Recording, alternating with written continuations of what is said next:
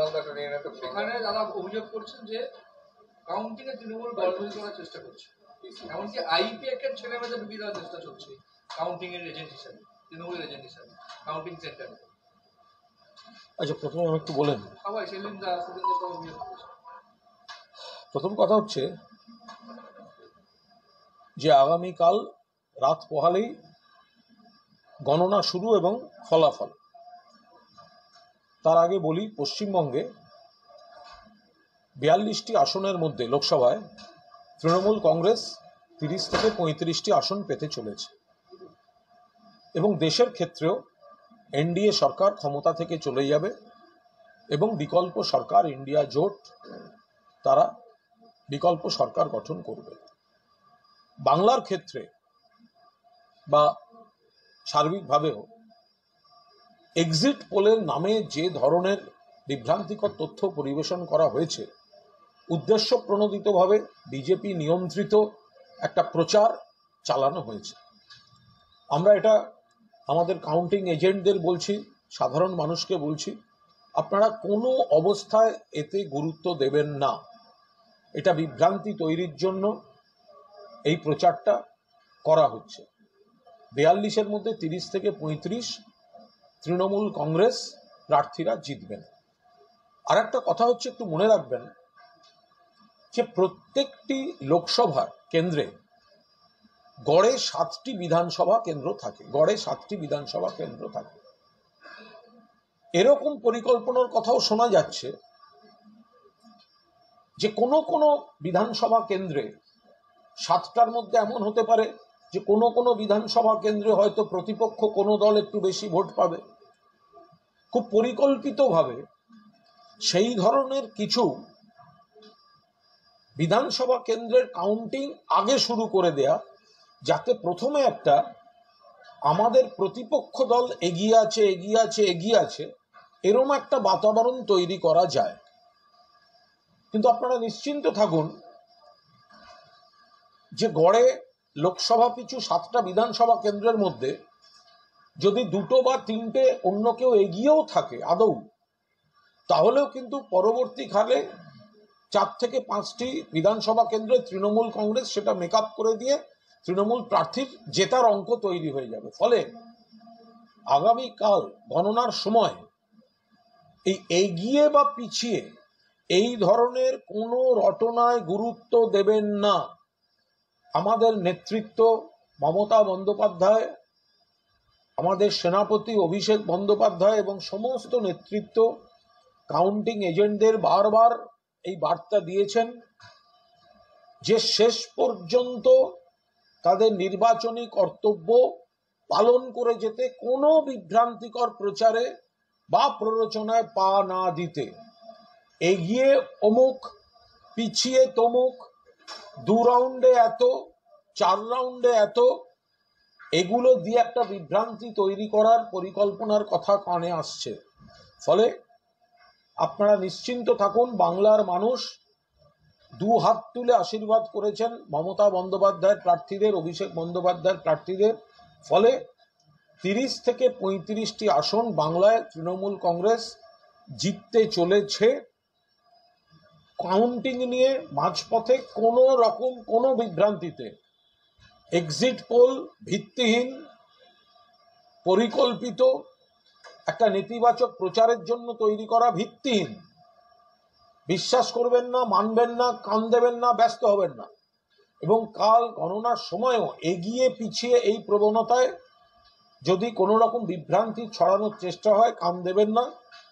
শেষ অবধি দেখুন, শেষ হাসি তৃণমূল কংগ্রেস হাসতে চলেছে। আজ যেটা আপনাদের প্রশ্ন, যে বিরোধীদের তরফ থেকে দেখুন যেসব আজগুবি কিছু অভিযোগ করা হচ্ছে, এর আগে হঠাৎ ভোটের পর রিগিং, ছাপ্পা, অশান্তি, হিংসা, এই ধরনের কিছু অভিযোগ বিরোধীদের তরফ থেকে তোলা হয়েছিল। নির্বাচন কমিশন প্রত্যেকটি অভিযোগ খতিয়ে দেখেছে। বিরোধীরা যে পুনর্নির্বাচন কোনো কোনো বুথে দাবি করেছিলেন সেগুলো খতিয়ে দেখেছেন এবং বিরোধীদের দাবি খারিজ করে দিয়েছে নির্বাচন কমিশন। অর্থাৎ বাংলায় অবাধ শান্তিতে গণতান্ত্রিক পথে ভোট হয়েছে। পুনর্নির্বাচনের দাবি, ছাপ্পার অভিযোগ, রিগিংয়ের অভিযোগ, আসলে বিজেপি এবং বাকিরা জানে তারা হারছে, তাদের লোকজন নেই, সংগঠন নেই, সেই জন্য এই ধরনের তারা নাটকের আশ্রয় নিয়েছিলেন।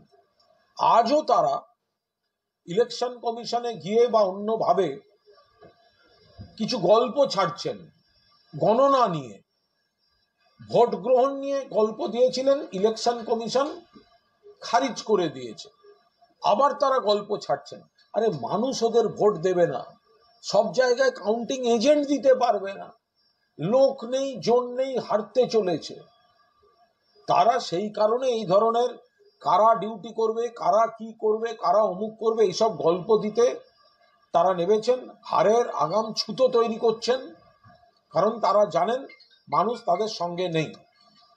আর সবচেয়ে বড় কথা, কদিন আগে তো এরা আমাদেরকে ইলেকশন কমিশন দেখাচ্ছিলেন, ভোট হবে কেন্দ্রীয় নির্বাচন কমিশনের অধীনে, ভোট হবে কেন্দ্রীয় বাহিনীর অধীনে, সবে তো হয়েছে। আজকে কেন্দ্রীয় নির্বাচন কমিশনই আপনাদের অভিযোগ নস্যাৎ করে দিচ্ছে, এরপরে কথা বলার কোনো মুখ থাকতে পারে বিরোধীদের?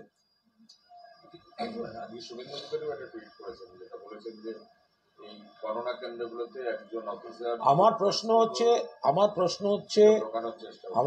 হচ্ছে শুভেন্দুবাবু যেসব টুইট করছেন, বিজেপি নেতারা যে অভিযোগ আনছেন, এগুলো এসব টুইট প্রচার কেন?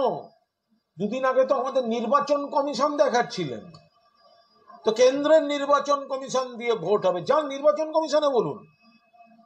নির্বাচন কমিশন তো বিজেপি প্রভাব খাটিয়েছে, বিচার ব্যবস্থার প্রতিনিধিকে সরিয়ে তাদের দলীয় প্রতিনিধি ঢুকিয়েছে। তাহলে বিজেপি নেতাদের কেউ টুইট করে, কেউ সাংবাদিক বৈঠক করে, কারণ আপনাদেরই তো শাখা সংগঠন নির্বাচন কমিশন কেন্দ্রের, তো তাদের বলুন। আপনারা বললেন ছাপ্পা হয়েছে, ভোট চাই কয়েকটা বুথে, আপনাদের নির্বাচন কমিশন বলল আপনাদের অভিযোগ ভিত্তিহীন, পুনর্ভোট চাই না, দেব না, খারিজ। আবার নতুন গল্প এনেছেন, গল্প বাজারে দিচ্ছেন কেন? সারবত্তা থাকলে নির্বাচন কমিশনকে দিন। কোন নির্বাচন কমিশন? দুদিন আগে যে নির্বাচন কমিশন দেখিয়ে আমাদের চোখ রাঙাচ্ছিলেন, যান সেখানে। ভোটে হারবেন, তৃণমূলের সিট 30 থেকে 35, কাল বিকেলের পর বিরোধীদের মুখে কোনো যুক্তি থাকবে না, সেই কারণে আগাম নাটক করছেন তারা। ভোটের সময় কোনো অশান্তি ছিল না, কিন্তু ভোট মিটে যাওয়ার পর দেখতে পাওয়া যাচ্ছে যে একাধিক জায়গা থেকে অশান্তির খবর আসছে, হিংসার খবর। অবাধ গণতান্ত্রিক ভোট হয়েছে, ভোটের পর তৃণমূল কংগ্রেস জিততে চলেছে এটা নিশ্চিত হয়ে যাওয়ার পর বিজেপি, সিপিএম, কংগ্রেস, আইএসএফ তাদের কোনো কোনো অংশ প্ররোচনা দিয়েছে, পায়ে পা দিয়ে ঝগড়া করেছে, হিংসা করেছে, তৃণমূল কর্মীদের গায়ে হাত দিয়েছে। তারা হারবেন নিশ্চিত, তাই তারা হারের একটা ছুতো আগাম তৈরি করতে চাইছেন, একটা নেতিবাচক গন্ডগোল দেখাতে চাইছেন, সেইটা নিয়ে ছুটবেন প্রচারে, সেইটা নিয়ে টুইট করবেন, সেইটা নিয়ে ফেসবুক করবেন। অর্থাৎ এই যে অবাধ গণতান্ত্রিক ভোট হলো, সেটা থেকে মানুষকে ভুল বোঝানো, নজর ঘোরানোর জন্য পরিকল্পিতভাবে তারা বিচ্ছিন্ন কিছু জায়গায় প্ররোচনা দিয়ে গন্ডগোল তৈরি করেছেন। এতে তৃণমূল একটুও গন্ডগোল করতে যায়নি। আজকে মুখ্য নির্বাচন কমিশনার জানিয়েছেন যে এমন সিদ্ধান্ত নেওয়া হয়েছে এই ঘটনার জন্য, যাতে পশ্চিমবঙ্গ, অন্ধ্রপ্রদেশ, মণিপুর এগুলো হচ্ছে ভোট মিটে গেলে, কাউন্টিং মিটে গেলেও তারপর সেখানে সেন্ট্রাল ফোর্স থাকবে, যদিও রাজ্য সরকারের অধীনে থাকবে। যদি ইলেকশন কমিশন কিছু মনে করেন থাকবে, কিন্তু মনে রাখবেন তার পরের অংশটা সম্পূর্ণ আইন শৃঙ্খলার দায়িত্বটা কিন্তু রাজ্যের হাতে। সেইখানে কোনো পিছনের দরজা দিয়ে কেন্দ্রীয় বাহিনী ঢুকিয়ে নাক গলানো বা উল্টো অত্যাচার করা বা উল্টো প্রভোকেশন দেয়া, সেইগুলো কিন্তু কোনো মতে বরদাস্ত করা হবে না। আমরা বলছি তো সেটা, যে আপনারা কেন্দ্রীয় বাহিনীকে রাখতে চান নির্বাচন কমিশন, কিন্তু মনে রাখবেন ভোটের পর আপনাদের এখতিয়ার থাকছে না, আপনাদের এখতিয়ার থাকছে ভোট পর্যন্ত, এবং ভোট প্রক্রিয়া শেষের পর আইন শৃঙ্খলা রাজ্যের হাতে। আপনারা যদি ব্যাকডোর দিয়ে, কেন্দ্রীয় বাহিনী দিয়ে এখানে নাক গলাতে চান, এবং কেন্দ্রীয় বাহিনীকে দিয়ে নানা ধরনের প্ররোচনা হয়, কোথাও বিজেপির হয়ে কাজ করছে, কোথাও তৃণমূল কর্মীদের উপর হামলা করছেন, কোনো কোনো ক্ষেত্রে কোনো কোনো ব্যক্তির বিরুদ্ধে এই যারা কেন্দ্র থেকে এসছেন অভিযোগ এসছে মহিলাদের সঙ্গে আপত্তিকর ব্যবহারের। ফলে এই সব জিনিস দিয়ে অস্থিরতা তৈরির কাজ কিন্তু বাংলা বরদাস্ত করবে না। ভোটের ফল বেরোনোর আগের দিনই মোদী বলছেন রিফর্ম, পারফর্ম, ট্রান্সফর্ম আর জিরো ডিফেক্ট, জিরো এফেক্ট। মানে সংকল্পের কথা এমনভাবে বলছেন যেন মনে হচ্ছে যে ওনারাই জিতে গেছেন। দেখুন, বিজেপির সারা দেশে ক্ষমতায় আসছে না, বিজেপি কর্মীদের মনোবল ভেঙে গিয়েছে, কাউন্টিংয়েও বিজেপির পুরোদস্তুর এজেন্ট পাওয়া যাবে না। সেই কারণে শেষবারের মতো একটা ভোকাল টনিক দেওয়ার জন্য নরেন্দ্র মোদী মরিয়া হয়ে এমন সব সংকল্প অমুক তমুক করার চেষ্টা করছেন যে যাতে যেন একটা শেষ পর্যন্ত কোনোভাবে বিজেপি কর্মীদের ভোটের ময়দানে গণনা কেন্দ্র পর্যন্ত রাখার চেষ্টা করার জন্য মরিয়া হয়ে এই ধরনের কাজ করছেন। ভোটের মধ্যে এসব কথা বলা যায় না, ভোট প্রক্রিয়ার মধ্যে এই ধরনের কথা বলা যায় না। আচরণটা এমন যেন মনে হচ্ছে যে মানে রেজাল্ট বেরিয়ে তারা আসিয়ে দিতে গেলেন। দেখুন, উনি এটা ভাব দেখাচ্ছেন যেন উনি জিতে আসছেন এবং তার জন্য এই সংকল্প অমুক তমুক। গত 10 বছরে তো যদি এই সংকল্পগুলো বাকি থেকে থাকে, গত 10 বছরে এই কাজগুলো করেননি কেন? আর আজকে যখন এই ভোটে বিদায় ঘণ্টা বেজে গিয়েছে, ইন্ডিয়া জোটের সরকার ক্ষমতায় আসতে চলেছে, আমি আবার বলছি বিজেপি কর্মীদের সারা ভারতবর্ষে অধিকাংশ জায়গায় মনোবল ভেঙে গিয়েছে। সেই কারণে তাদের ভোকাল টনিক দিয়ে কাউন্টিং সেন্টারে রাখার জন্য প্রধানমন্ত্রী এটা একটা ভান করছেন, আত্মবিশ্বাসের ভান দেখাচ্ছেন। প্রকৃতপক্ষে তিনি আত্মবিশ্বাসের জায়গায় নেই।